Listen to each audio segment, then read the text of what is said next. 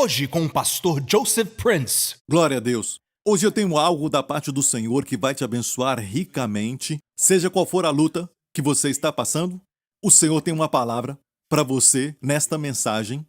Estamos olhando para o Antigo Testamento, uma história que aconteceu na terra de Israel, numa época em que o povo de Deus estava dominado e subjugado pelos inimigos. Às vezes a igreja hoje sente que não consegue lutar contra a onda mundana que varreu a igreja. Acha que estamos perdendo os adolescentes e as crianças para o mundo. Acham que os valores e a filosofia do mundo têm entrado forte na igreja. E nos sentimos até cercados, nos sentimos encurralados, nos sentimos presos pelo mundo. Israel se sentia assim nessa história. Naquela época, os filisteus tinham oprimido Israel e eles continuavam crescendo e tomavam as suas terras. Isto foi um pouco antes da história de Davi e Golias. Vemos essa história em 1 Samuel 14. Durante esse tempo, não havia nenhum ferreiro em Israel. E a razão disso foi: e em toda a terra de Israel nenhum ferreiro se achava, porque os filisteus tinham dito para que os hebreus não façam espada nem lança. Olha, o diabo tem medo de que nós usemos a palavra de Deus contra ele. Amém? A Bíblia diz em Efésios 6, tomai a espada do Espírito, que é a palavra de Deus. Amém? A palavra de Deus é uma espada. É uma espada que pode cortar as cadeias na sua vida, que pode cortar os vícios da sua vida. Até o Filho de Deus, quando foi tentado no deserto, o Senhor Jesus nos mostrou o padrão ou um exemplo de como responder às tentações do diabo. O diabo disse, transforma as pedras em pães. Ele disse, está escrito. O diabo disse, lança-te daqui. Ele disse, está escrito. Em toda resposta, ele disse, está escrito. Ele não disse, foi falado. Eu sei que tem crentes que dizem que Deus fala comigo, ele falou isso e aquilo comigo.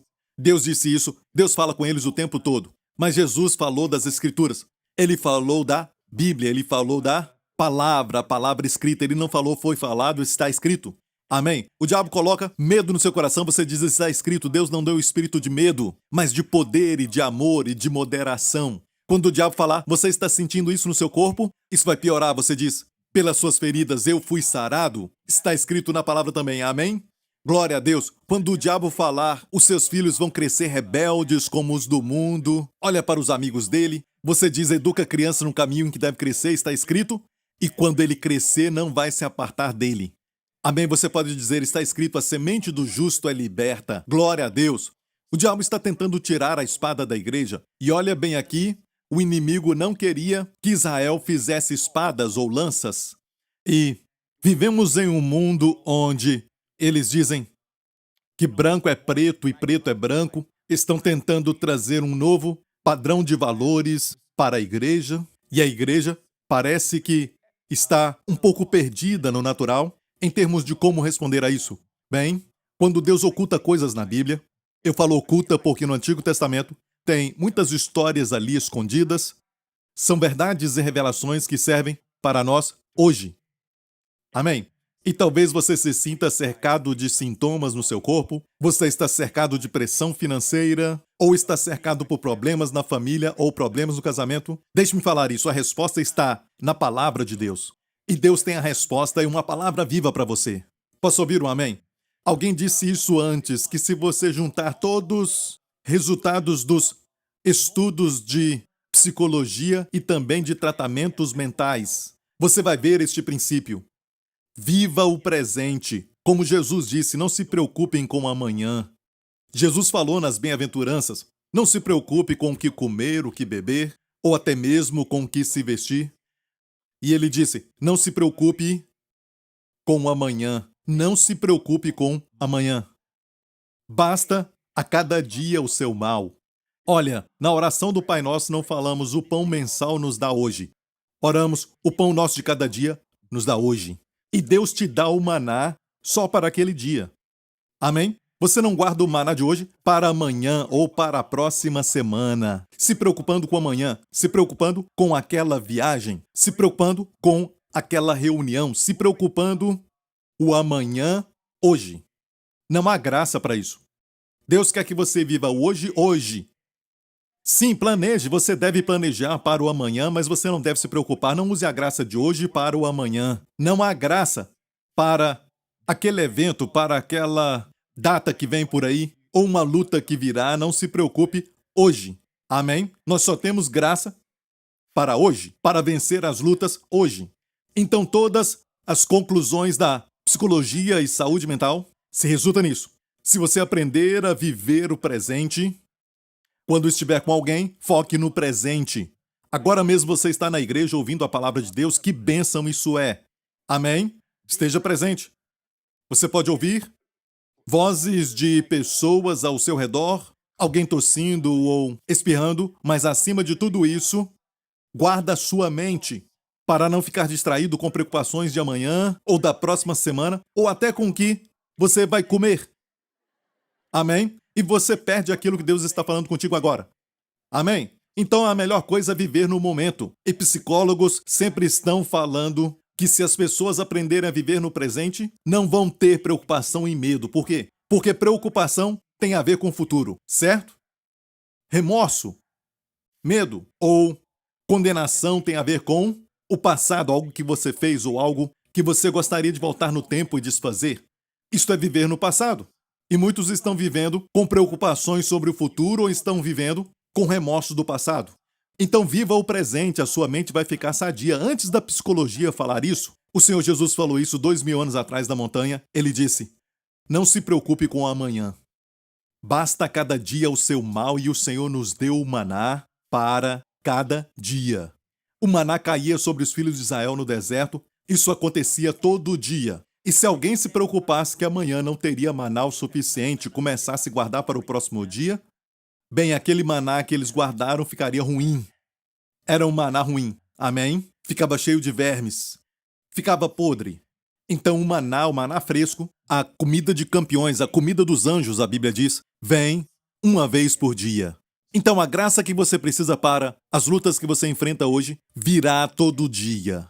E amanhã, quando chegar outra luta, certo? Não se preocupe, quando ela chegar, a graça vai chegar. Você não sabe como vai acontecer, mas quando a luta chegar, a graça vai chegar e você vai dizer, uau, me preocupei com isso, certo? Durante esses dias, durante esses últimos meses, não. A graça vai estar lá para tornar tudo mais fácil. Seu jugo é suave, o seu fardo é leve. Toda a igreja diga, amém. Foi um tempo de opressão e também um tempo de uma grande dificuldade para Israel. E não é porque Israel não tinha um rei. Israel tinha um rei. Seu nome era Saul. Ele era mais alto do que todos os homens de Israel. Ele não foi a escolha de Deus, mas a escolha do povo. Ok, e o rei Saul naquela época tinha se desviado. O rei Saul naquela época não era mais um homem que tinha fé. Ele tinha o sumo sacerdote com ele, tinha um éfode de linho para buscar direção, certo? Mas tudo isso era só uma simples religião. Ele não tinha realidade. Ele não tinha uma fé viva, verdadeira, dinâmica no Deus vivo. Amém? Na verdade, o seu filho Jonatas foi aquele que andou com Deus naquela época. E Deus ignora todas essas formas de práticas religiosas para buscar aquele que tem uma fé verdadeira. E é por isso que quando o Espírito de Deus se move, Deus pode buscar aquele que tem uma fé viva. Amém? E essa pessoa é curada, essa pessoa recebe a bênção. Sem fé é impossível agradar a Deus. Certo? Alguns vêm para a igreja de forma religiosa e pensam que Deus vai abençoar. E não é assim. Você pode até praticar atividades religiosas, mas Deus busca a realidade. Posso ouvir um amém? E vemos Jonatas, o filho do rei Saul, em 1 Samuel 14. Sucedeu, pois, que um dia disse Jonatas, filho de Saul, ao moço que levava as armas: vem, passemos a guarnição dos filisteus que está lá daquele lado, porém não fez saber a seu pai. Por que ele não falou para o seu pai? Porque o seu pai não tinha mais fé. Se o pai tivesse fé, teria atacado o inimigo. Mas, pastor, como atacar? Sem nenhuma arma. Amém? Eles não tinham nenhum ferreiro, porque os filisteus não permitiram que eles tivessem ferreiro para não produzir armas, então como atacar? Mas não se esqueça que as batalhas que lutaram em Israel muitas vezes foi sem armas. Quando eles saíram do Egito, eles não tinham armas. Mas Deus abriu o Mar Vermelho. Posso ouvir um amém? Gideão e os 300 foram para aquela batalha equipados com um cântaro, certo? Uma tocha, uma vela certo? E uma espada foi? Não. Trombetas. Era o que eles tinham.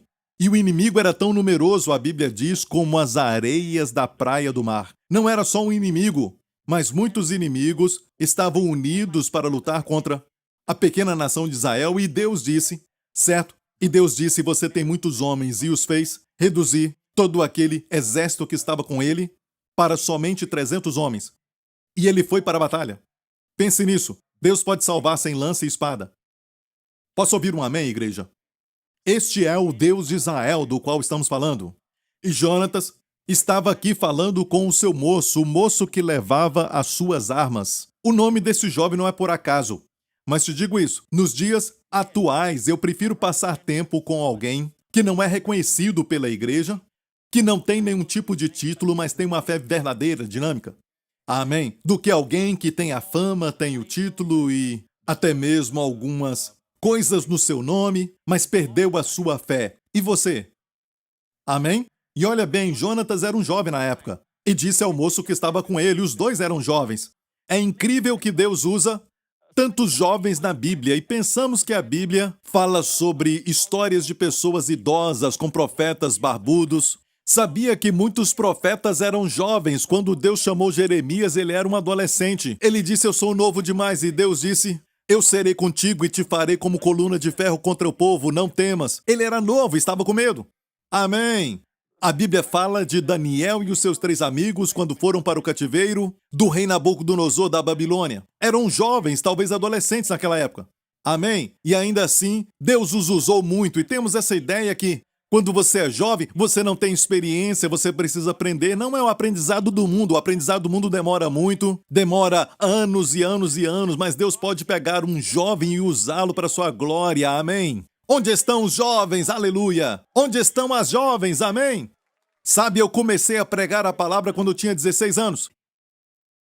E eu era muito jovem, as pessoas diziam, você não tem experiência, você não sabe nada, mas eu tinha o Senhor. Amém? E olha como Deus usou aqueles jovens, Daniel e os seus 3 amigos. Eles foram para a Babilônia, no cativeiro, para viver uma cultura diferente. Mesmo assim, se posicionaram por Deus. Quando falaram para eles comerem a comida dos ídolos da Babilônia, eles rejeitaram. Amém? E o eunuco que estava tomando conta deles disse, olha, se não comerem e vocês ficarem magros por causa disso, eu perco a minha cabeça. Certo? Daniel entendeu isso, então Daniel disse o seguinte, olha bem isso, eu entendo o seu problema, vamos fazer um teste, ok? Por 10 dias não nos dê a comida que eles estão nos oferecendo, mas nos dê somente vegetais e água. No final de 10 dias, você pode então falar. Bem, a Bíblia diz, e ao fim dos 10 dias apareceram seus semblantes melhores e estavam mais gordos de carne do que todos os jovens que comiam das iguarias do rei. Amém? Olha, escute, se seguir a Deus você não vai perder. E olha bem, isso não tem nada a ver com comer vegetais e beber água por 10 dias.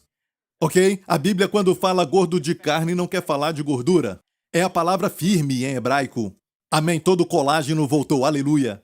Amém? E quando olharem para você, você vai estar melhor, aleluia, quando seguir ao Senhor. Posso ouvir um amém? Alguns pensam que para seguir ao Senhor você tem que aparentar miserável, feio, como se você não tivesse tomado um banho por 10 dias. Não! Os relatos na Bíblia mostram que são bonitos aqueles que estão do lado do Senhor. Deus podia fazer Golias, um gigante moreno, alto e bonito.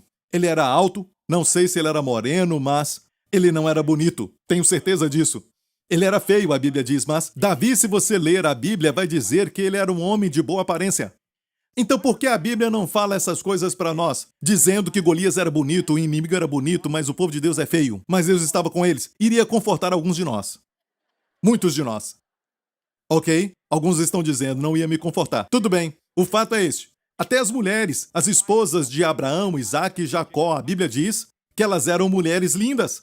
Por que a Bíblia não nos encoraja dizendo aquela esposa de Abraão era feia, mas ela tinha a glória de Deus? E a esposa de Isaque tinha uma face que quando ele acordava de manhã ele queria voltar a dormir, certo? Mas o Senhor estava com ela, não é?